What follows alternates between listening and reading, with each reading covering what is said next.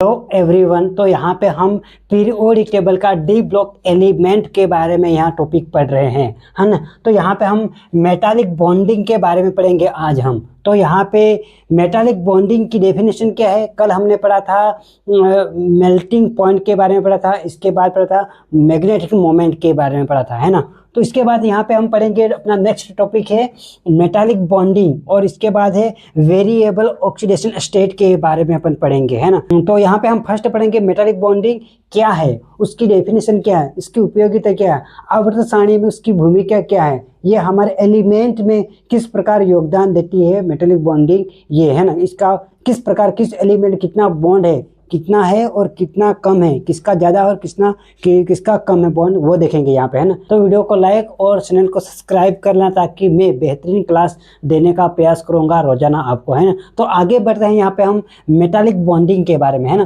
क्या है metallic bonding? Metals के वे पॉजिटिव आयरन और फ्री इलेक्ट्रॉन के बीच में आकर्षण को क्या बोलेंगे? मेटालिक बॉन्ड बोलेंगे। बॉन्डिंग मेटल्स के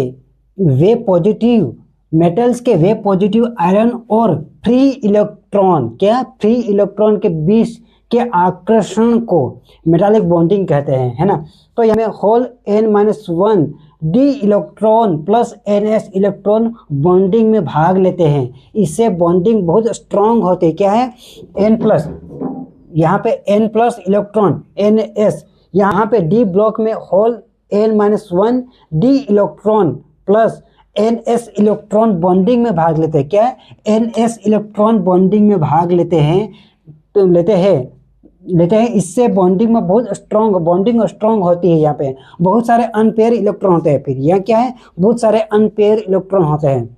तो यहाँ पे क्या है? Strong bonding equals high melting point. क्या? जितनी स्ट्रांग बॉन्डिंग होगी उतना ही हाई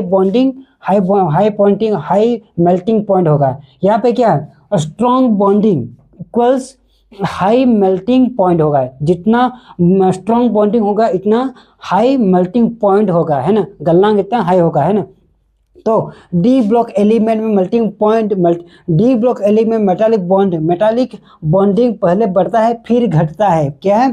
पहले इंक्रीज होता है फिर डिक्रीज होता है। यहाँ पे ये बोला डी ब्लॉक एलिमेंट में मेटालिक बॉन्डिंग पहले बढ़ता है फिर घटता है, इंक्रीज होता है और फिर डिक्रीज होता है ना। एग्जाम्पल के लिए क्या है? यहाँ पे एग्जाम्पल के लिए क्या है? स्केडियम, पहले स्केडियम फिर इसके बाद क्या है? पहले स्केडियम और इसके बाद क्या है? फिर Ti, इसके बाद V, इसके बाद इसका क्रम है ना। स्केडियम डी ब्लॉक में मेल्टिंग पॉइंट फिर बढ़ता है फिर घटता है, फिर इंक्रीज होता है फिर डिक्रीज होता है। फिर स्केडियम का ज़्यादा होता है, फिर इसके बाद Ti का, फिर वेनेडियम का, क्रोमियम का, मेहमन का, Fe आयरन का, CO कोबाल्ट, Ni निकल, और इसके बाद क्या है? CuZn, है ना। इसके बाद क्या? Cu, और इसके बाद क्या है लास्ट में? Zn का यूँ बढ़ता है ना, फिर घटता है, बढ़ता है फिर घटता है ना। फिर यहाँ पे स्केडियम से क्रोमियम तक, यहाँ पे क्या बोला? स्केडियम से क्रोमियम तक, यहाँ से कहाँ से? स्केडियम, यहाँ से यहाँ तक, स्केडियम से क्रोमियम तक बढ़ता है। क्या? मेटालिक बॉन्डिंग बढ़ती है क्रोमियम से हाईएस्ट, फिर धीरे धीरे डिक्रीज होता है, फिर इसके बाद धीरे धीरे घटता जाता है, डिक्रीज होता है ना। यहाँ पे ये बोल रहा है ना। फिर इसके बाद क्रोमियम का मेल्टिंग पॉइंट 1960 डिग्री सेल्सियस। क्या यहाँ पे? क्रोमियम का मेल्टिंग पॉइंट 1960 डिग्री सेल्सियस, क्योंकि ज़्यादा अनपेयर इलेक्ट्रॉन D5 और 4s 3D5 और 4s1 होता है, इसलिए यहाँ पे क्रोमियम का मेल्टिंग पॉइंट 1960 डिग्री सेल्सियस है। क्योंकि यहाँ पे क्या का अनपेयर इलेक्ट्रॉन D3D5 और 4s1 इलेक्ट्रॉन मौजूद रहते हैं यहाँ पे, है ना। यहाँ पे स्ट्रॉन्ग मेटालिक बॉन्डिंग होगी यहाँ पे, है ना।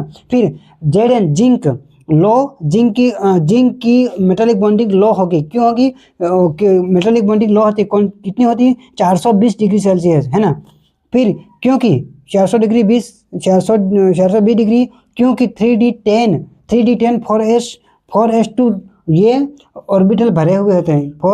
3D10 और 4s2 इलेक्ट्रॉन ऑर्बिटल भरे हुए होते हैं। इलेक्ट्रॉनिक कॉन्फ़िगरेशन 9 अनपेयर इलेक्ट्रॉन, यहाँ पे अनपेयर इलेक्ट्रॉन नहीं होता है। क्यों नहीं होता है? क्योंकि ये 3D10 भरा हुआ है और 4s2 2 भरा हुआ है इसलिए, है ना, अनपेयर इलेक्ट्रॉन मौजूद नहीं रहते, इसलिए वीक बॉन्डिंग होती है। इसलिए क्या होती है Zn की, इसलिए क्या होती है जिंक की क्या होती है, इसलिए वीक बॉन्डिंग होती है, यहाँ पे ये बोल रहा है ना, समझ में आया। Zn लॉक बॉन्डिंग क्यों होती है, क्योंकि मेटालिक बॉन्डिंग क्यों होती है, क्योंकि 420 होती है, क्योंकि 3d10 और 4s2 भरे हुए होते हैं और उनका इलेक्ट्रॉनिक विन्यास 9 अनपेयर इलेक्ट्रॉन, यहाँ पे अनपेयर इलेक्ट्रॉन मौजूद नहीं रहते, इलेक्ट्रॉनिक विन्यास मौजूद नहीं, इसलिए वीक बॉन्डिंग होती है यहाँ पे जिंक की, है ना। एक्सेप्शन अपवाद क्या है यहाँ पे, अपवाद है, अपवाद क्या, अपवाद कुछ डी ब्लॉक मेटल्स का मेटालिक बॉन्डिंग कम होता है, कि यही क्या बोला है, मेटालिक बॉन्ड कम होता है, क्यों होता है, एग्जांपल ये किस किस का कम होता है, Zn क्या, Hg पारा की वीक बॉन्डिंग होती है ना, क्यों होती है, क्योंकि यहाँ पे डी इलेक्ट्रॉन भरे हुए थे, ये 3d10 और 4s2 भरे हुए थे, इसलिए इनका वीक बॉन्डिंग होती है, यहाँ पे समझ में आया। फिर यहाँ पे क्या है पॉइंट, क्या यहाँ पे फीड डी ऑर्बिटल्स 3d10 वाले Zn CdSg ट्रांजिशन एलिमेंट्स में मेटालिक बॉन्डिंग कमजोर होती है, इसलिए मेल्टिंग पॉइंट भी कमजोर होता है यहाँ पे, है ना। क्या बोल रहा है यहाँ पे, देख फीड में क्या डी ऑर्बिटल D10 वाले Zn CdSg ट्रांजिशन मेटल्स में मेटालिक बॉन्डिंग कमजोर होती है, इसलिए मेटल मेल्टिंग पॉइंट भी कमजोर होता है यहाँ पे, है ना। डी ब्लॉक एलिमेंट में Zn CdHg की बात हो रही है, Hg मतलब पारा, जिंक कैडमियम और Hg पारा, है ना। यहाँ पे Hg क्या है, यहाँ पे Hg पारा है, रूम टेम्परेचर में भी ये लिक्विड फॉर्म में रहता है यहाँ पे। यहाँ तक समझ में आया आपको, आई होप, आशा करता हूँ यहाँ तक आपको समझ में आया है। तो वीडियो को लाइक और चैनल को सब्सक्राइब कर लेना, ताकि आपको ऐसी बेहतरीन वीडियो में लाने का प्रयास करूँगा। ये डी ब्लॉक एलिमेंट का लेसन, ये चैप्टर है अपना, बहुत लंबा हो गया, इसलिए मैं यहाँ लिख के बता दे रहा हूँ, ताकि आपको जल्दी समझ में आ जाए और टाइम भी ज़्यादा खर्च ना हो टाइम, है ना। तो इसलिए यहाँ पे मैं लिख देता हूँ और आपको बता देता हूँ। आपको समझ में आया, नहीं समझ में आया तो बता देना कमेंट करके। अगर ये वीडियो आपको थोड़ी सी भी यूज़फुल लगे तो वीडियो को लाइक और चैनल को सब्सक्राइब कर लेना और वीडियो को शेयर भी कर। तो यहाँ पे हमारा अब नेक्स्ट टॉपिक है वेरिएबल ऑक्सीडेशन स्टेट के बारे में। क्या है वेरिएबल ऑक्सीडेशन स्टेट, परिवर्तनशील ऑक्सीकरण अवस्था के ये बारे में हम यहाँ पढ़ेंगे। पहले अपन ने पढ़ा था मेटालिक बॉन्डिंग के बारे में, उसकी डेफिनेशन एग्जाम्पल पढ़े थे, और किस में ज़्यादा है और किस में कम है मेटालिक बॉन्डिंग, ये पढ़ा था। तो यहाँ पे अपन वेरिएबल ऑक्सीडेशन स्टेट के बारे में पढ़ेंगे, है ना।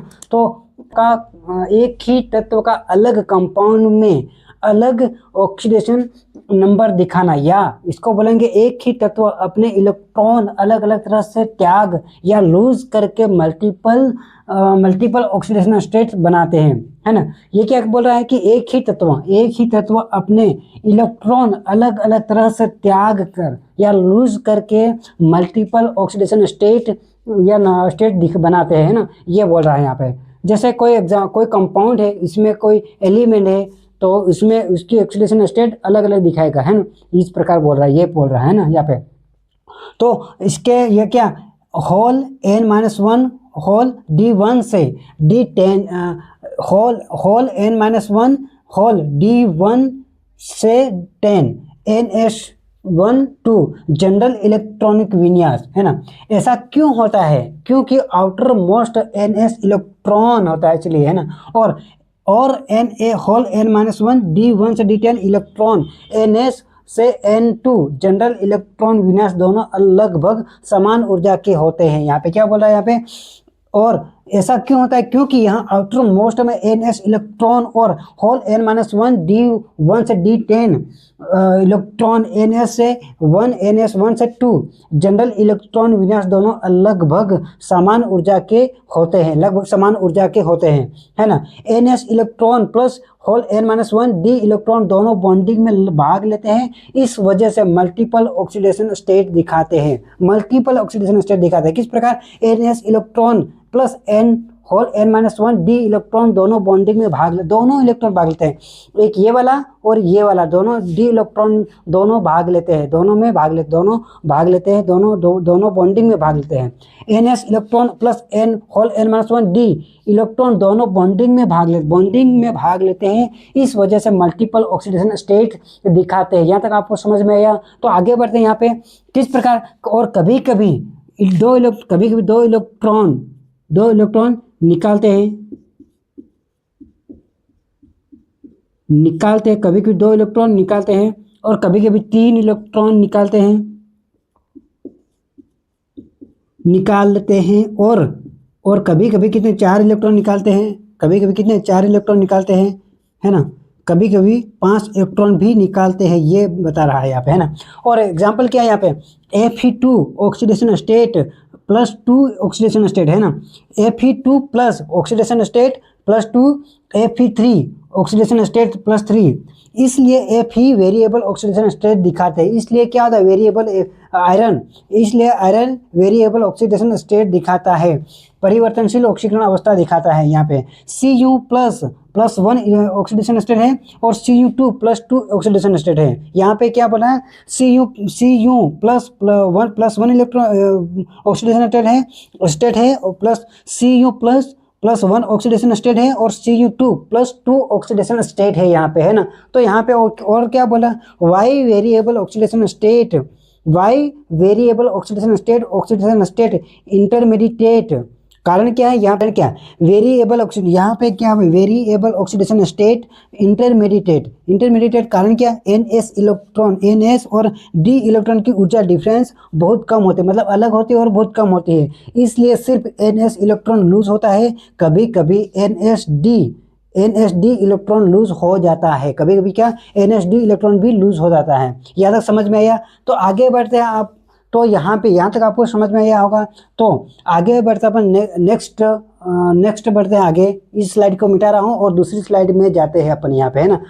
तो हम यहाँ पे पढ़ेंगे वेरिएबल ऑक्सीडेशन स्टेट के बारे में पढ़ रहे थे, इंटरमीडिएटेड, है ना। तो trend across period left to right, scandium से जिंक तक पहले ऑक्सीडेशन स्टेट इंक्रीज होगी, यहाँ का इंक्रीज होगी मतलब बढ़ेगी, मिडिल में क्या होगी मैक्सिमम, फिर डिक्रीज होगी मतलब फिर घटेगी। यहाँ पे पहले क्या पहले इंक्रीज होगी मिडिल में, फिर मैक्सिमम, फिर डिक्रीज होगी यहाँ पे, है ना। Mn +2 +3 +4 +5 +7 ये ऑक्सीडेशन स्टेट है यहाँ पे, या Mn +2 +3 +4 +5 और +7, है ना, ये ऑक्सीडेशन स्टेट है यहाँ पे। हाईएस्ट क्या +7 है KMnO4 की, है ना। Cu+1 Cu+2 एग्जाम्पल क्या है, क्रोमियम +2 +3 +6, वेनेडियम क्या +2 +3 +5 due to low energy gap है। यहाँ पे क्या है, यहाँ पे लो एनर्जी गैप है इसलिए, है ना यहाँ पे। और below whole N-1 whole D 8 NS subshell रहते हैं यहाँ पे, 8 NS सब सेल रहते हैं यहाँ पे, है ना। यहाँ तक समझ में आया। फिर Fe+5 CO कोबाल्ट +5 Fe+5 और CO को +5 और स्केडियम +2 एग्जिस्टेंट यहाँ नहीं करते, यानी क्या यहाँ पे विद्यमान नहीं रहते, क्यों नहीं रहते, मैक्सिमम इन 3D सीरीज में, यहाँ पे मैक्सिमम 3D इन सीरीज में, यहाँ पे बस 3D सीरीज की बात हो रही है। नोट क्या यहाँ पे oxidation state stability of higher oxidation state यहाँ पे बढ़ेगा down the group in D block element, यहाँ पे down the group in D block element, है ना। तो एग्जाम्पल क्या है, Cr+6 MO+6 और वेनेडियम टंगस्टन +6, Cr+6 और MO+6 और टंगस्टन +6, स्टेबिलिटी ऑफ +6 हायर रहेगी यहाँ पे, है ना। फिर हायर से नीचे जाएगी, हायर से रहेगी यहाँ पे। Cr2 हाई रहेगी यहाँ पे, ना, यहाँ पे हाई रहेगी, है ना। Cr2O7+6 या CrO3+6 MO+6O3 WO3+6, यहाँ पे क्या Cr2O7+6 Cr3O3 Cr2O7 CrO3+6। Note क्या stable in +6 can work oxidising agent के रूप में कार्य करेगी, यहाँ पे क्या ऑक्सीडाइजिंग एजेंट के रूप में कार्य करेगी। यहाँ पे क्या MO+6O3 WO3+6 stable in +6 oxidising agent में के रूप में कार्य यहाँ पे कार्य नहीं करेगी।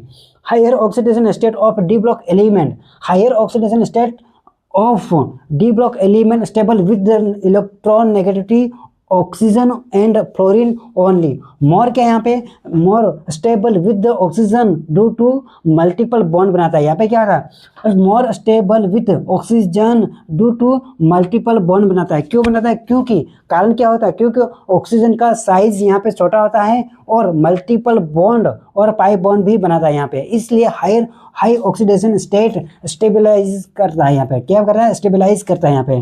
तो यहाँ पे क्या है, MnF2 MnF3 MnO4 MnF5 MnF6 MnF7 due to steric hindrance unstable रहता है। यह क्या, due to steric hindrance unstable रहता है यहाँ पे। यहाँ तक समझ में आया। Mn2O7 Mn3O4 MnO3 Mn2O3 कम ऑक्सीजन कम जुड़ेगा, यहाँ पे ऑक्सीजन न के बराबर जुड़ेगा यहाँ पे, है ना। तो यहाँ तक आपको ये टॉपिक समझ में आया।